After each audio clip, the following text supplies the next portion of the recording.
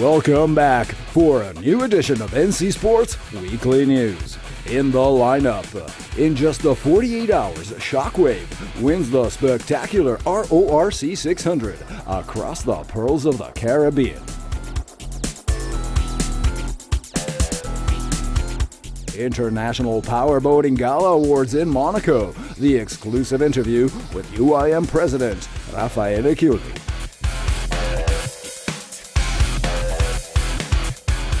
Meet Team Dongfeng, China's challenge at the next Volvo Ocean Race. Senior correspondent Sébastien Destremaux reports.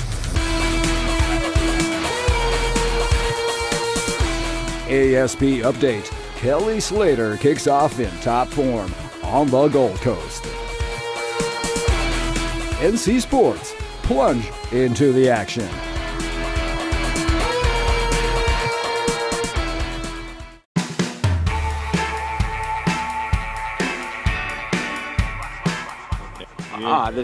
The most wonderful thing about the Caribbean 600 race is that it's just endless, amazing moments.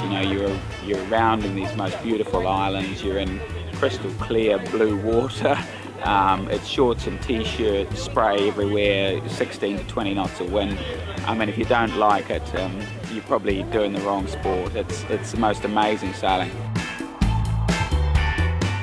The 6th edition of the RORC Caribbean 600 was once again a complete success this year, drawing 60 yachts from 11 different countries to the gorgeous Antigua Island for some more great sailing in paradise. With nearly 700 crew members from all over the globe, the regatta was open to 11 different classes, including IRC, CSA, super yachts, multi-hulls, Class 40, and the Classics in the Spirit of Tradition category.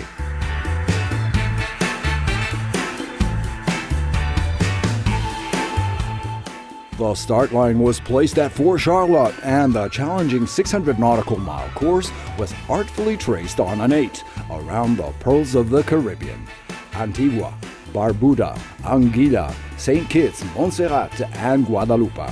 Warm trade winds, tropical swell, and brilliant sunshine welcomed the fleet, and among the many highlights of this year's race, a super tight three-way battle between Bellamente, Rambler, and Shockwave soon unfolded.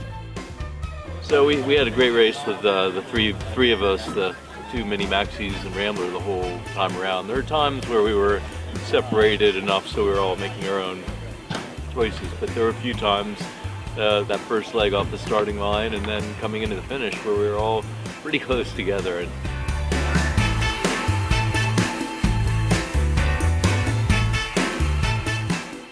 Completing the regatta in 48 hours, 5 minutes and 44 seconds, Hopfalth's JV72 took line honors in the monohulls, just 10 minutes ahead of George David's RP90 Rambler, with Peter Eisler on board, and another 12 before the RP72 Shockwave, owned by George Sakellaris, the overall winner of this RORC Caribbean 600 on corrected time.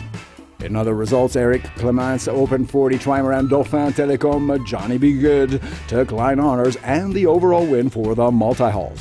Ron O'Hanley's American Cookson 50 Privateer won the Canting Keel class, and Anders Nordqvist, owner of the 90-foot Nefertiti, took home the prestigious Swan Challenge trophy.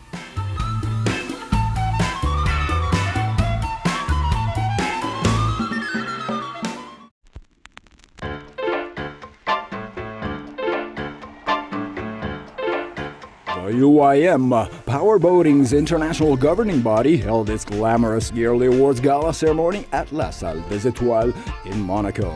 Attended by Prince Albert and bringing together the world's top pilots, organizers, officials, and representatives from the many different racing classes, the event celebrated the notable achievements of the past 2013 season. From Class 1 to P1 and then on to the X-Cats, F2, the Aquabikes, and a host of different circuits, 47 world titles were handed out to 75 athletes from the 100 international events held last year and hosted by nearly 60 UIM national authorities globally. Spearheaded by its indefatigable president Raffaele Chiulli, the UIM has been relentless in its commitment towards the continuing development of the sport.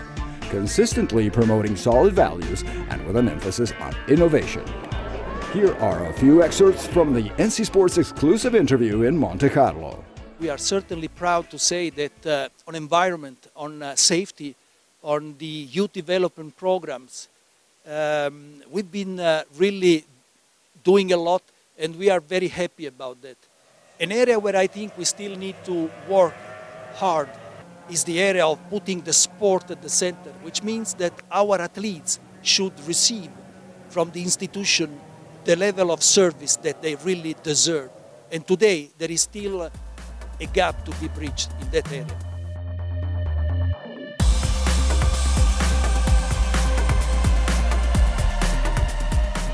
Among the crucial challenges in the future of the sport has been the growth and nurturing of a brand new generation of pilots, a very important program that has been a long-standing priority at UIM and is now making substantial gains.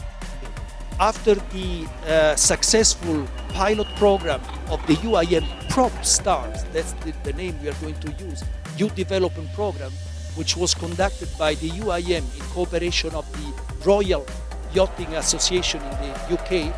Now we are ready to launch, starting with 10 different nations, the UIM Youth Development Program, where we are going to have our UIM certified instructors, our officials, and we are going to create that pathway for succession planning between the junior classes and the senior classes.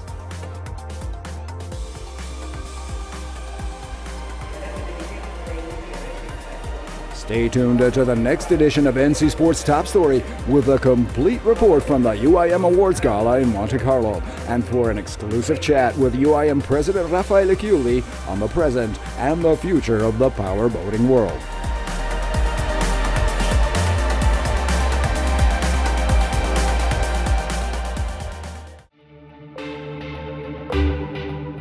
Welcome to the office. For this 40th birthday, French sailor Charles Caudrelier finds himself really far away from his native Brittany. We are very far away from Port-la-Forêt today, on the other side of the planet in China. Sanya, to be exact, one of the Volvo Ocean Race's stopovers. It is also the base of our Team Dongfeng. Launching ceremony of the Volvo 65 is held in front of 200 journalists, televisions and guests. The boat is christened by badminton double gold medalist Zhang Ning. For the Volvo Ocean Race's CEO, the arrival of the like of Team Dongfeng is a symbol of a trend in a legendary event. Well, I think it's kind of a change in the event, you know, like there's some new flooding of new people coming into the race from new countries, and it's something we've been working on for a very long time to open up this event so it's accessible to new markets and new countries. Dongfeng's hull is covered with birds. These are very important in China as they represent the beauty and celebrate spring. The red color symbolizes joy and luck. The project's vision has a long-term strategy. Several Chinese crew on board for this edition of the race, the majority in 2017 and 100% Chinese crew in 2020. The ceremony is also an opportunity to present the newly appointed skipper Charles Caudrelier following a ruthless selection. It was my destiny. It's fantastic when they say to me the launching is on the 26th. It's my 40 years birthday. Discovering sailing when he was 17, Charles rises to the top in stellar fashion. A few Tour de France participations before he catches the bug of the Figaro solo. He wins the Solitaire in 2004. Past winner of the multi-hull Orma World Championship, he tries his hand on the IMOCA and wins the Transat Jacques Vabre on board Safran. Since his triumph with Groupama in the last Volvo race, Charles wins a resounding victory with Seb Joss on board the MOD 70 Gitana. His first objective is to now secure his team and more specifically the selection of the Chinese crew. Yes, to sail with Chinese guys is a challenge for sure. They have some experience, but not offshore experience, and we will have 3 or 4 guys on board. So if we want to have a good result, we have to teach them very well.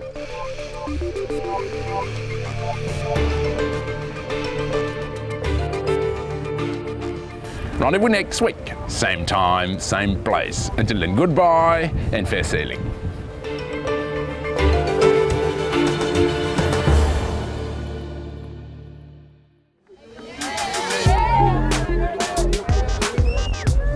Kelly Slater was among the quickest off the blocks at the Classic Gold Coast season opener for the ASP Tour.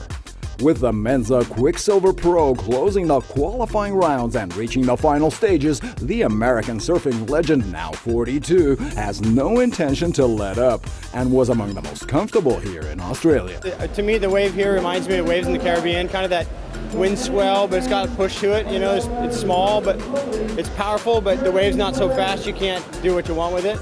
I don't know, I really feel it suits everyone surfing, so I don't know why it's been such a good event for me.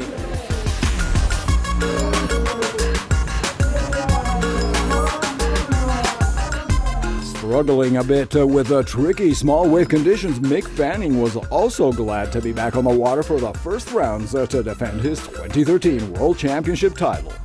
Yeah, it was a tough heat. You know, the conditions were a bit tricky out there, you know, with a super low tide, and yeah, it's sort of hard to get off the bottom and into the lip, but you know, sort of took my opportunities and yeah, sort of didn't get the exact waves I wanted, but you know, Dane surfed great, and yeah.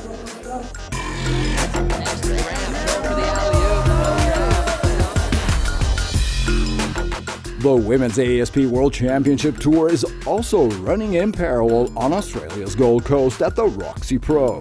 Defending world champion Carissa Moore from Hawaii is already back on her board for a pitched battle with last year's arch rivals Tyler Wright, Sally Fitzgibbons, and Stephanie Gilmore. But this season promises to be even tougher, as potential top contenders could easily challenge their supremacy.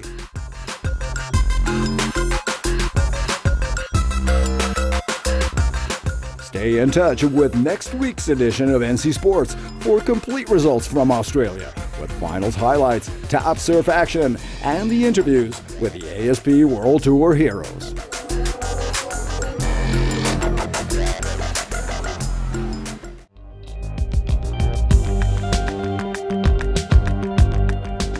And for all multi-hull sailing fans out there, don't miss the upcoming edition of Top Story with a full recap from Act 1 in Singapore of the Extreme Sailing Series 2014 for some fast-track stadium racing. Premiering this Saturday only on Nautical Channel. Plunge into the action with NC Sports.